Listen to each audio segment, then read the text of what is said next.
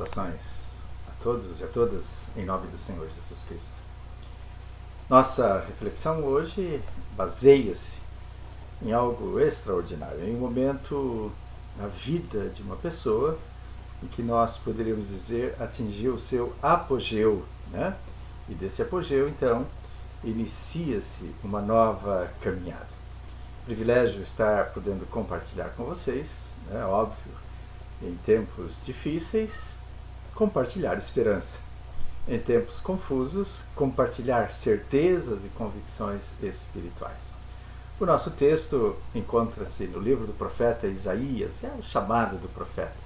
Mas tem algo bastante interessante que me chamou a atenção enquanto estava meditando. No capítulo 6, versículo 3 do profeta Isaías, diz assim: E clamavam uns aos outros, dizendo: Santo, Santo, Santo é o Senhor dos exércitos, toda a terra está cheia da sua glória. Interessante esse texto, né, quando Isaías encontra-se em um momento de profundo êxtase, quando adentra a casa do Senhor e o Senhor a ele se revela. E a palavra aqui nos diz então que toda a terra está cheia da glória do Senhor. É uma afirmação que procede do mundo espiritual para nós. Não foi pronunciada, né, por nenhum ser humano, mas foi pronunciada exatamente por seres celestiais. E é óbvio, quando nós contemplamos esta frase e olhamos, né, para os nossos dias, fica difícil, fica complicado. Onde está a glória do Senhor? A glória do Senhor está cobrindo toda a terra? Será que essa glória não tem sido suficiente para eliminar todos os nossos problemas, todas as nossas dificuldades? Afinal, né, percebemos que ainda vivemos tempos difíceis. E nós, óbvio, como seres humanos, temos a tendência de sempre crer naquilo que vemos, né? Mas é exatamente aquilo que nós não vemos no nosso mundo físico é que nos sustenta, que nos defende, esse algo invisível, né, aos olhos humanos, mas perceptível, a sensibilidade espiritual que tem nos alimentado diariamente. Quando os inimigos se aproximam, quando os alertas de insegurança vêm, o Espírito Santo nos alerta, né, nos orienta. Quando pecamos, o Espírito vem e nos alerta. Quando precisamos de ajuda, o Espírito Santo nos socorre e nos mostra, né, que é muito maior aquele que está em nós do que aquilo que está presente no mundo. Portanto, é uma reflexão que deve produzir em cada um de nós certezas e convicções. Quando olhamos, por exemplo, para as nossas sociedades no decorrer de toda a história, não somente agora, vamos perceber que sempre houve, né? Independente do tempo, houveram crises, houveram dores, guerras, angústias, sinais de morte por todos os lados, ou seja, toda sorte de ações que poderiam nos confirmar que esta não é uma realidade. A realidade de que a glória de Deus está sobre a face da terra. Que isso não é uma verdade aparente. Que o profeta Isaías experimentou apenas um momento de êxtase, né, naquele momento. E que, quando o mesmo saiu desse êxtase, poderia então perceber, ou percebeu, que não era uma realidade essa afirmação, que toda a glória, né, do Senhor está sobre a face da terra. A compreensão da glória de Deus não é algo que se encontra oculto apenas para alguns, né, que conseguiram penetrar no oculto das Escrituras. Para alguns que conseguiram perceber somente, né, ou tiveram um êxtase religioso onde apenas os mais brilhantes, aqueles que foram agraciados pela elite ou da elite religiosa, podem ou puderam penetrar, né, para encontrarem vislumbres, então, né, da santidade de Deus. É claro que temos momentos específicos na palavra de Deus, né, desde o início, quando Deus se manifesta. Mas a palavra de Deus também diz exatamente que essa glória revelada, ela está presente em todos os lugares. O Salmo 19, versículo 1 a 3 nos diz, né, os céus declaram a glória de Deus, o firmamento anuncia a obra das suas mãos. Um dia faz declaração, ao outro dia, uma noite mostra sabedoria, a outra noite. Né? Não há linguagem nem fala onde não se ouça a sua voz, onde não se perceba a presença de Deus. Então, por que temos essa sensação da maldade? Por que temos, né, sobre nós somente esse sentimento profano, né, das coisas seculares em nossos momentos, né, das questões aí relacionadas ao negativo? Como entender? Como entender a glória de Deus sobre toda a terra? Como é que isso pode, né, trazer para nós, né, neste tempo presente, essa afirmação com concretude? Podemos compreender, portanto, como sendo a criação, a terra, a natureza, os animais, os seres humanos, né, um grande teatro, manifestando então a glória de Deus, tá certo? Mostrando-se claramente que isso é uma realidade. Mas nós, que fazemos parte deste espetáculo, né, maravilhoso da criação, não conseguimos ou não temos conseguido enxergar com clareza. Né? Estamos aparentemente cegos a isso, a essa manifestação dessa glória, óbvio, por causa do nosso pecado. É necessário, portanto, né, diante desta afirmação da palavra de Deus, e ela é muito superior à nossa vontade, né, de que precisamos entender que a glória de Deus ainda está sendo manifesta, né, em nossos dias. Essa cegueira, né, muitas vezes, é uma cegueira voluntária, né? Ou seja, nós deliberadamente não queremos perceber a glória de Deus. A humanidade tem dificuldade para isso. Óbvio, porque existem vontades contrárias a tudo isso, tá certo? Essa cegueira, portanto, é uma cegueira voluntária. Nós somos, muitas vezes, como esses espectadores neste teatro da vida com os olhos vendados, e somos desafiados a retirarmos essas vendas.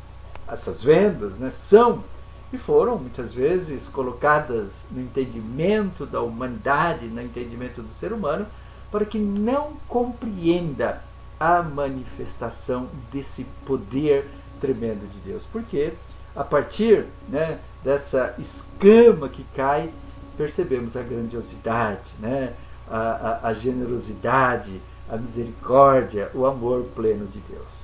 E então seremos envolvidos, né, numa missão real, numa missão concreta. E isso não faz parte, né, do projeto do inimigo desta ação, desta atitude, que quer, de todas as formas, vendar, né, os olhos da humanidade para não enxergar essa glória. De uma forma proposital, é claro, e é óbvio, né? E cada vez mais, então, nos parece que a visão da humanidade com relação a essa glória está se perdendo. Né? Já não conseguimos mais contemplar, a humanidade já não consegue mais perceber aonde está essa glória. Lá no livro de Atos, capítulo 9, versículos 17 a 19, tem um texto muito bonito, né, que exatamente fala dessa escama que o inimigo muitas vezes coloca sobre a nossa vista. Paulo, depois de encontrar-se com o Senhor lá no caminho de Damasco, a palavra do Senhor nos diz exatamente isso que nós encontramos aqui, né? Então, Ananias foi e, entrando na casa, impôs sobre ele, sobre Saulo, né, suas mãos, declarando: irmão Saulo, o Senhor Jesus lhe apareceu no caminho por onde você vinha, enviou-me a ti com um propósito, para que tornes a ver e fiques pleno do Espírito Santo. Imediatamente, diz o livro de Atos, que lhe caíram dos olhos algo parecido como escamas, e ele passou a ver de novo. Em seguida, levantou-se, foi batizado. E depois disso, e depois de alimentar-se, ganhou novas forças e passou vários dias na companhia dos discípulos em Damasco. Saulo então começa a evangelizar. Que texto tremendo, né? Exatamente para nos mostrar essa realidade de que é necessário que escamas caiam, né, dos nossos olhos, dos olhos da humanidade, para que compreendam exatamente aquilo que são. Quem somos nós? Né? Nós fomos criados com um objetivo, com um propósito de manifestar a glória de Deus. E essa é uma das bases, né, do presbiterianismo, que todos nós fomos criados para a glória de Deus. Eu acredito que o mais surpreendente nisso tudo é saber que, ao limitarmos essa nossa percepção, ao vermos limitado também essa percepção, o que vemos são simplesmente compreendemos apenas aquilo que está visível aos nossos olhos, aos olhos carnais, né? Ofuscamos, portanto, quando assim percebemos, a visão espiritual. Lembram-se, né, de um caso também muito semelhante, Geazi, que era um daqueles que acompanhavam o profeta Eliseu no momento também bastante dificultoso. O que ele enxergou? Ele enxergou apenas os carros, né, os carros do inimigo, os cavalos dos inimigos cercando a cidade. Não pôde ver os numerosos anjos, né, o exército celestial que o Senhor havia providenciado, né? E Eliseu então diz, que pede, né, na sua oração, que abrisse, né, o Senhor abrisse os olhos de Geazi.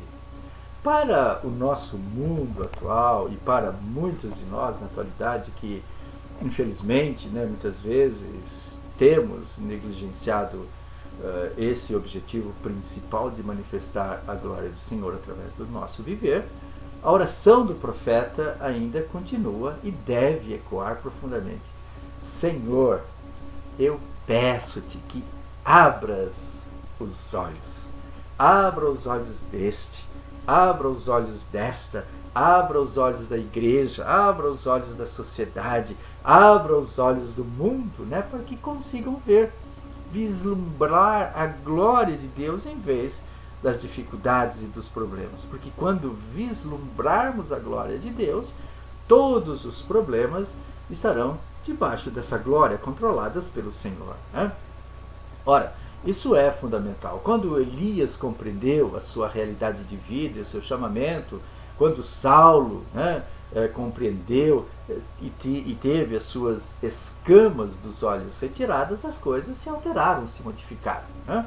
E essa é a natureza do propósito de Deus para cada uma das nossas vidas. Ou melhor dizendo, sempre foi. Sempre foi esse o propósito de Deus. Resgatar a consciência, né, da sua presença que envolve a vida do ser humano. E é óbvio que existe uma luta para que isso não seja uma realidade, né, neste tempo. Não é disso que precisamos em nossos dias? Não é disso que você precisa exatamente nesses dias? Nos dias, né, e a gente tem visto isso na nossa igreja, nos dias do início da igreja, após a subida, ou após a presença descida do Espírito Santo, né, quando Jesus subiu, a presença e a atividade do Espírito Santo eram claras, eram evidentes, né? Os sinais, né, desse poder eram percebidos, eram vistos, eram ouvidos, né? Não apenas em decorrência daquele evento extraordinário e sobrenatural, mas era visto através de ações concretas, reais, de ações que transformaram o mundo. Não apenas, portanto, naquela manifestação através da língua de fogo, ou do fogo que desce do céu, se reparte em línguas, do vento impetuoso, mas exatamente na busca pelo Senhor dos Senhores. Aqueles que ali começaram, né, perceberam então vislumbrando a glória do Senhor, uma necessidade, a necessidade de buscar a Deus. A consequência, portanto, da manifestação dessa glória foi percebida, e ela é percebida quando realmente nós nos encontramos face a face com o Senhor. Isaías percebeu sua realidade. Era um profeta, mas um profeta que estava servindo a homens, não um profeta do Senhor. Agora, diante dessa evidência, ele se percebe como pecador e como necessitado, né, da presença de Deus. Não se sentia, portanto, mais honrado em servir o rei Uzias, né? Não se sentia honrado, humanamente falando, né, que servia a Deus no templo. Não queria mais reverência nenhuma, né? Quando nós assim agimos, tá certo? Desviando de nós a atenção para Deus, essa é uma clara manifestação da presença, da glória de Deus em nossa vida. Ele não se gabava mais, né, da sua própria piedade, né, da sua própria ação, segundo a visão daqueles que iam ao templo, era aquele que servia, era aquele que fazia as coisas, era a relação, né, do ser humano com Deus. Ao invés disso, ele prostra-se com o rosto em terra e passa a adorar a Deus. E esse ato é um ato, né, que faz com que irrompa dentro de si essa consciência do seu chamado, da sua verdadeira missão. Foram, portanto, momentos sagrados de refrigério, né, de avivamento, momentos do céu sobre a terra extraordinários, nos quais o povo desfrutou, o próprio Isaías e todos esses heróis bíblicos, né, o prenúncio da glória que um dia será revelado. Enquanto caíam o rosto sobre a terra, passaram a glorificar a Deus. E tem um simbolismo muito grande esse prostrar-se, né, com o rosto em terra. É definitivamente, né, você confiar que quando você está com o rosto em terra, né, você não está vendo aquilo que está ao seu lado. Você passa de uma maneira extraordinária a crer, a confiar que tudo aquilo que está e que você não vê que está sobre você terá a proteção de Deus. Essa é a essência. Esse é o propósito final de toda manifestação dessa glória de Deus.